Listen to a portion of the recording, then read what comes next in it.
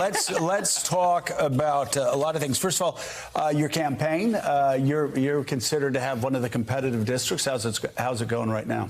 I feel very good. You know, this is a district Joe Biden won by 10 points. There's 80,000 more Democrats than Republicans. It's home to the Clintons, so certainly not a Republican bastion. But I've been rated the fourth most bipartisan member of Congress by the Lugar Center. We've passed nearly a dozen bills through the House, including getting 4 signed into law focused on Israel, Iran, common sense gun safety measure.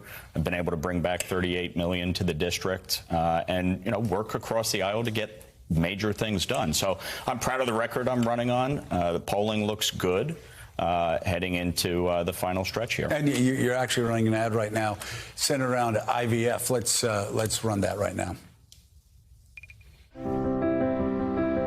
I'm Mike Lawler. When my wife Donna and I decided to start our family, we thought it would be easy. It wasn't. And that's why I'm fighting so hard to protect access to IVF treatments for every woman who needs them. There can be no place for extremism in women's health care, from the left or the right. So let me be clear. I will never support a national abortion ban. I'm Mike Lawler, and I approve this message. So that's interesting, Congressman. Back in February, of course, Tom Suozzi, the Democrat, went on offense on immigration and managed to win the seat, giving the kind of playbook to Democrats in New York. Are you giving a playbook to Republicans both in New York and perhaps in California, where the House might, be decided to how to run on this issue that Donald Trump doesn't seem to have figured out how to run on? Look, absolutely. I think people want reasonableness. They're tired of extremism. Part of the reason that I've been successful in 2-to-1 Democratic districts in the state assembly and now in Congress is because I go into every community and I talk to voters about the issues that matter. And inform them of where I stand on the issues and why. I've been very clear. I support protections for IVF, access to contraception. I'm against a national abortion ban. I have always supported exceptions for rape, incest, the life and health of the mother. And I think people really just want a reasonable conversation on this. For me, this issue is somewhat personal. My wife and I suffered a miscarriage in 2020. You feel that loss. You don't forget that loss. And I think, I understand for everyone, this is a personal issue. It's an emotional issue. Nobody has an abortion cavalierly. This is something that obviously is deeply personal. And so when we engage on the conversation, I think a big part of it is just trying to understand where each other is coming from and come to a reasonable approach. Mika's at 30 Rock, and she has a question for you. I'm just curious if you think Congress should play a role in this, because I fully understand where you're coming from and appreciate your coming on the show to share your beliefs here. I don't think your speaker has the same beliefs, and I don't think he thinks Congress should play a role in this. What are your thoughts on that?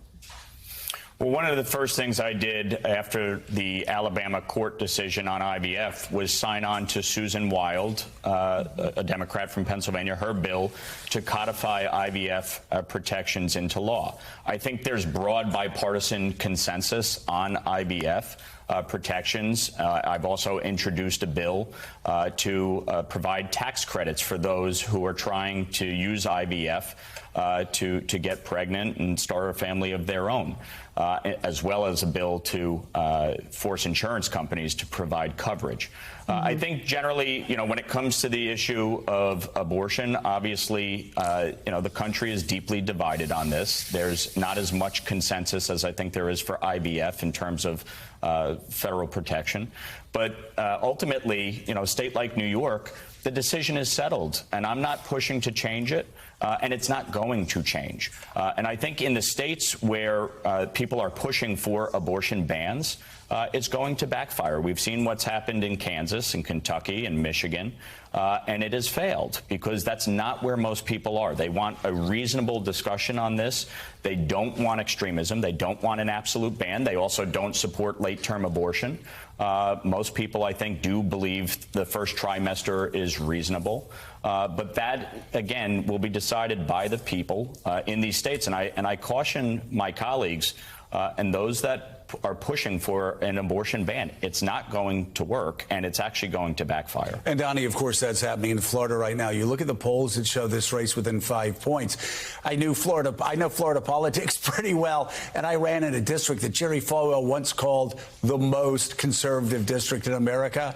And yet I would have women coming up to me that were very conservative in many other ways, just saying, hey, you don't support overturning Roe v. Wade, do you? Like, it is, again, and so you go to a state like Florida where a lot of people moving into Florida to get away from what they consider to be big government states in New York and New Jersey, Illinois, California, et cetera, et cetera.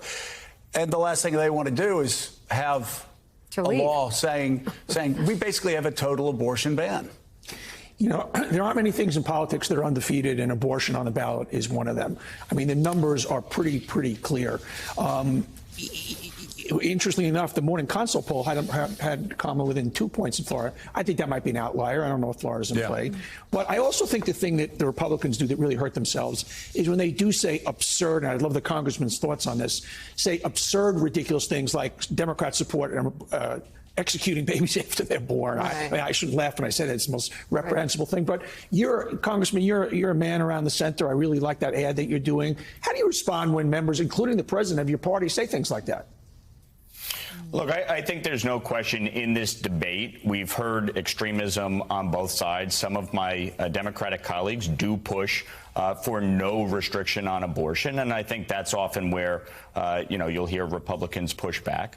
But I think ultimately, again, people want a reasonable dialogue on this issue. They don't want to hear the extremism. But really quickly, to Donnie's point, though, there is no law in America that allows a doctor to kill a live baby, is there?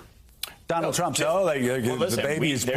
There's a reason we passed the Born Alive Act in the House, and I was being attacked by my opponent on that. Right. But all it's saying is it is reaffirming that if, a child had survived an abortion, that you would have to provide medical care. Obviously, I think everybody Has that ever happened before? Across the board. Has that ever happened once? As far as I know, one time? Potentially in rare cases. But again, I think it's reaffirming the point. Mm-hmm. We don't want extremism on this issue. Right. So we don't want a situation where you are pushing for late-term abortion or absolute bans. People want a reasonable response on it. I would tell you this. This is an issue that people will say there is no middle ground. I will say Nikki Haley, it is fascinating what Nikki Haley said when she was running. Yeah. She said, okay, so listen, here's the deal. Republican support and a lot of them have supported like 16 weeks, right. 16 weeks and then a ban, which, by the way, is about where France and a lot of European countries were before. Roe is viability, which is 23, 24 right. weeks, maybe a little less than that. Some Democrats might even move. So I'm not saying that we can divide that and say, okay, it's going to be 18 weeks. Right. But there are about 70-80% of Americans that would like a reasoned discussion and a reasoned resolution on this, because obviously people that are on the far right, people on the left, they're just not going far left or just not going to go to that middle. But a lot of other Americans wouldn't mind that. Well, that's what I'm talking about. The extremes have been driving this conversation for years. And the vast majority of Americans believe there is a reasonable time period for an elective abortion. Mm-hmm. Obviously, the health and life of the mother always. But whether it's 15 weeks up to 24 weeks, as you're talking about, whatever that difference is, at the end of the day, most people do believe there's a reasonable time period. Right. And so the question is how to actually have that discussion without it turning into recriminations against each other. Because, as I said before, when my wife and I suffered that miscarriage, you feel that loss. You recognize that it is a life. And so there is an understanding. And I think there's got to be a little more respect towards each other about this issue as opposed to demagoguing. Right. Because the truth is, as I said before, nobody cavalierly has an abortion.